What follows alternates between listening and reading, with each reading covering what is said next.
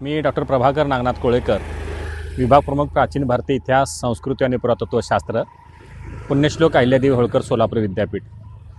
प्रथमतः सर्व रसिक प्रेक्षकांना आणि मराठी बांधवांना मराठी भाषा दिनाच्या हार्दिक शुभेच्छा।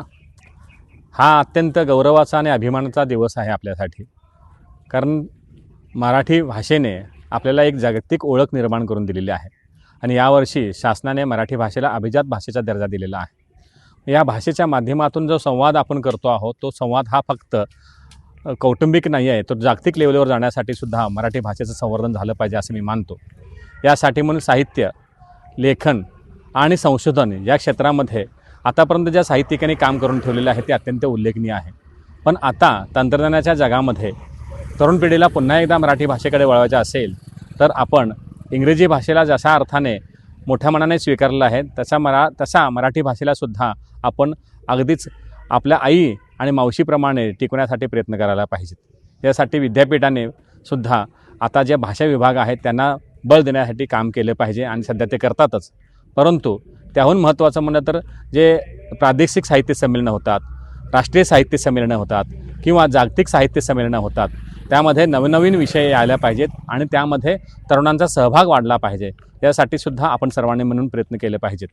जशाप्रमाणे बुक फेअर्स होतात किंवा बुक फेस्टिवल्स होतात, त्याच्या माध्यमातून वाचन संस्कृती वाढली पाहिजे। परंतु आता गॅजेटच्या जमान्यामध्ये जे ई बुक्स आहेत ही संस्कृती वाढत असताना त्यामध्ये सुद्धा मराठीचे सकस साहित्य हे वाढत गेलं पाहिजे। यासाठी सुद्धा आपण प्रयत्न केले पाहिजेत आणि आपण सगळ्या माणसांनी मिळून ग्राम साहित्य, दलित साहित्य, अभिजात साहित्य, नाटक, काव्य, ललित वाङ्मय, प्रवास वर्णने या सगळ्या साहित्याचा आपण धोंडोळा घेत असताना ज्या साहित्याचा संशोधनाचा जो बंध निर्माण झाला पाहिजे तो बंध निर्माण करण्यासाठी प्रयत्न करूयात। यासाठी म्हणून आपण मराठी भाषा आणि संस्कृती जगूयात आणि जपूयात। यासाठी पुन्हा एकदा सर्वांना शुभेच्छा। धन्यवाद।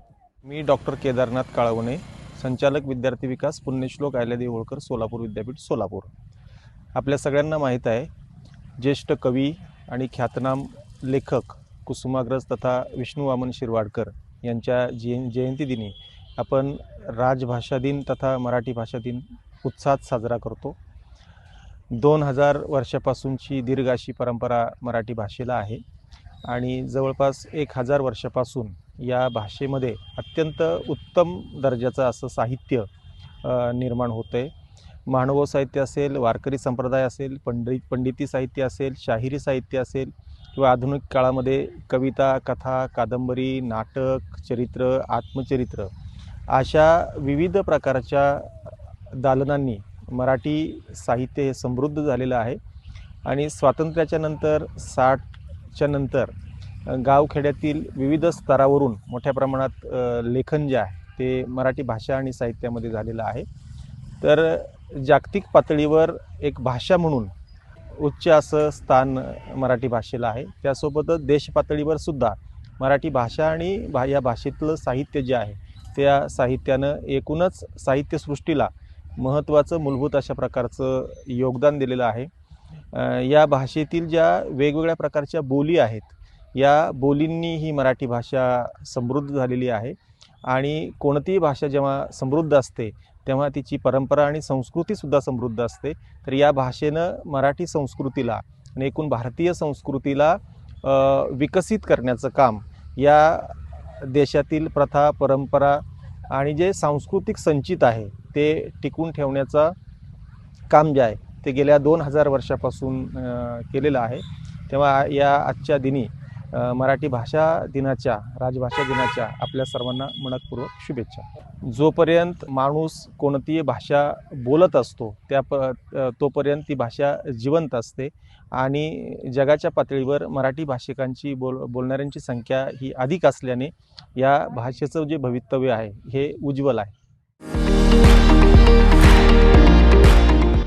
विविध कार्यक्रमांसाठी 2000 चौरस फुटाचा AC बँक्वेट हॉल, हॉटेल चित्रा एक्झिक्युटिव्ह, लग्न समारंभ, रिसेप्शन, वाढदिवस, सेमिनार तसेच विविध बैठकींसाठी उपयुक्त असा सोलापूर शहराच्या मध्यवर्ती अशा सम्राट चौकातील हॉटेल चित्रा एक्झिक्युटिव्ह मध्ये पत्ता 195 बुधवार पेठ, सम्राट चौक, चिडगुप्कर हॉस्पिटल समोर, सोलापूर।